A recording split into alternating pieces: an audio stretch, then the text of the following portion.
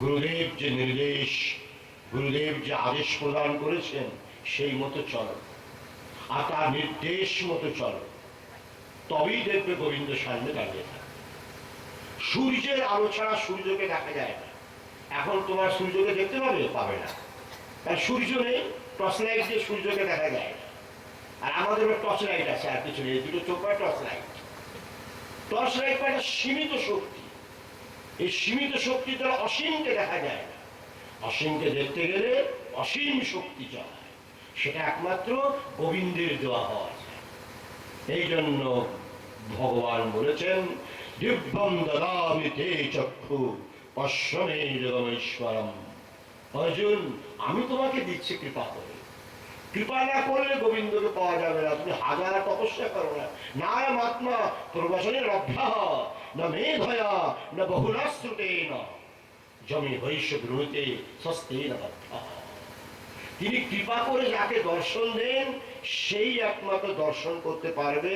তুমি হাজার বছর তপস্যা করো, লক্ষ বছর তপস্যা করো, গোবিন্দের একটা চুলেরও দর্শন হবে না।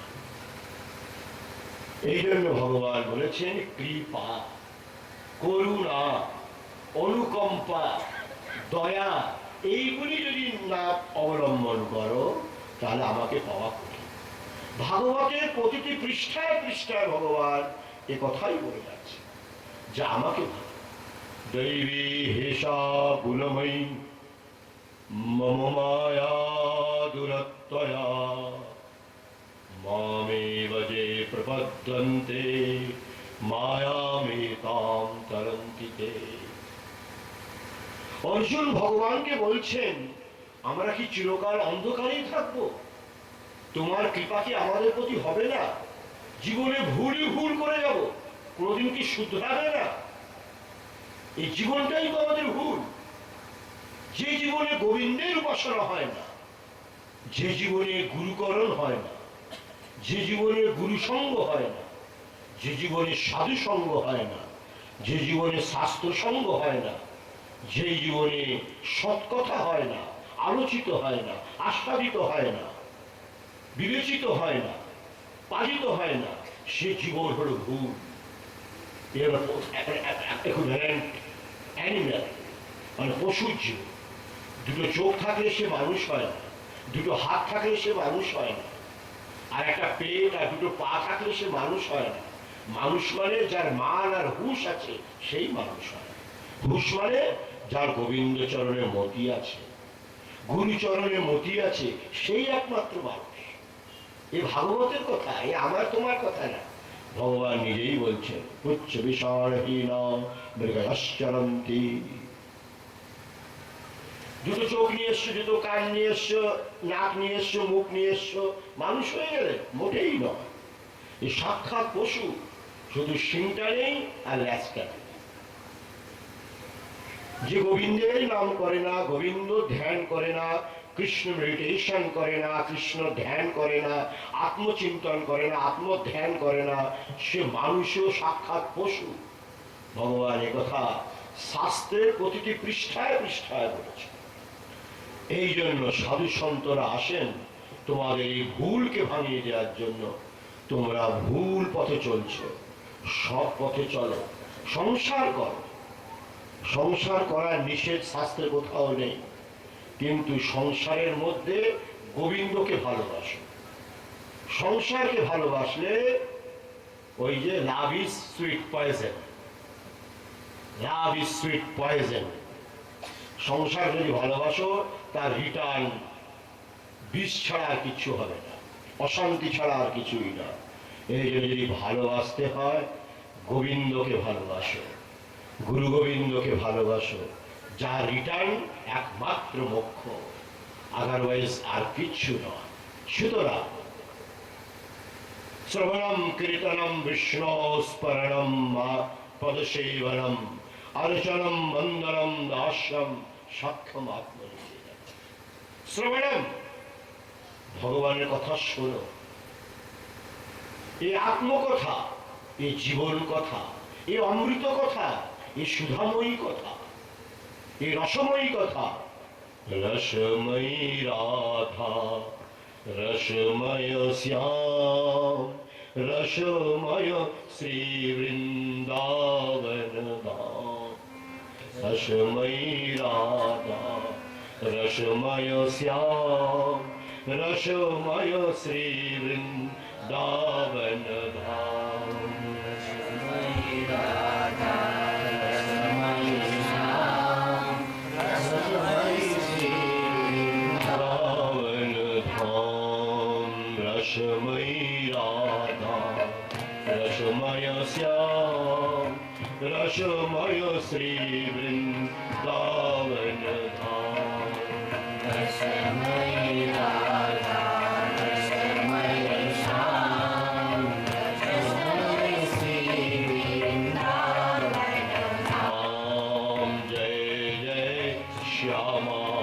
जय जय श्याम जय जय श्री वृंदावन धाम जय जय श्यामा जय जय श्याम जय जय श्री वृंदावन धाम रघुपति राघव राजा राम पतित पावन सीताराम रघुपति राघव राजा राम पतित पावन सीताराम रसमयी রাধা সব রসময় আনন্দময় অমৃতময় এই নামের মধ্যে যে কি রসকস আছে সেইটার নাম জপ করলে না তোমরা বুঝবে।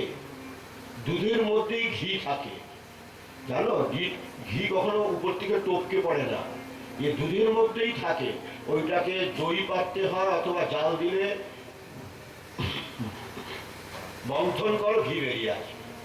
তেমন এই নামের মধ্যে এমন রস রয়েছে, এমন আনন্দ পুঞ্জ সাগর প্রবাহিত হচ্ছে।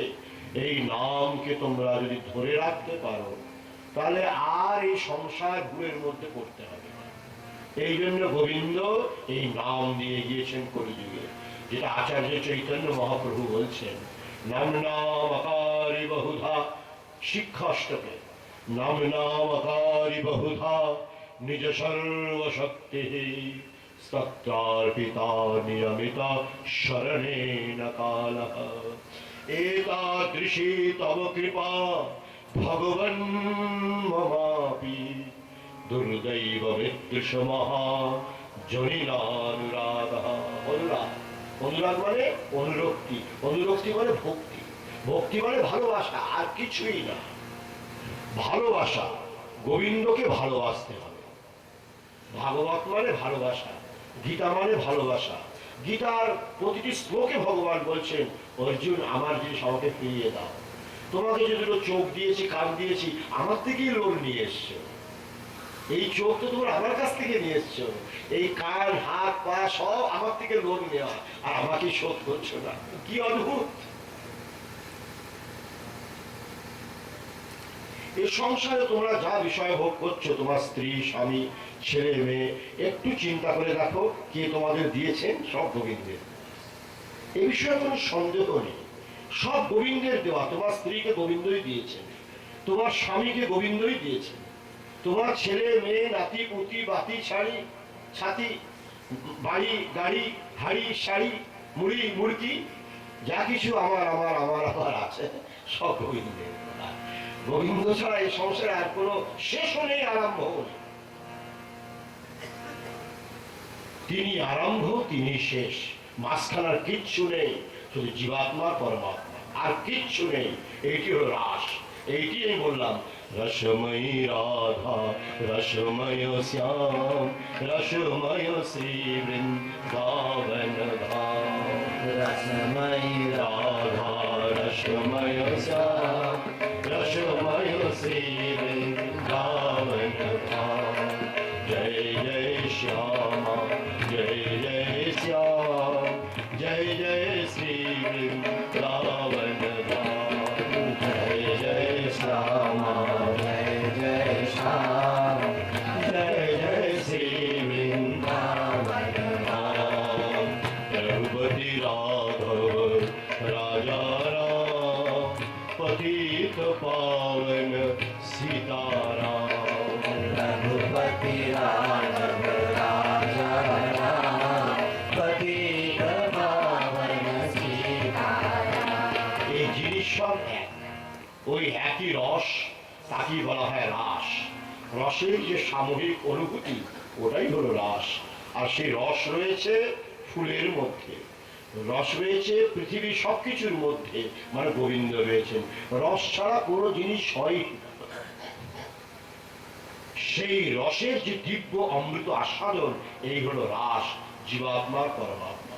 এছাড়া সংসারে আর কিছুই নেই, সব 2 দিনের বাড়িঘর, 2 দিনের মজা, আনন্দ, সুখ, শান্তি, যাই বলো সব 2 দিনের।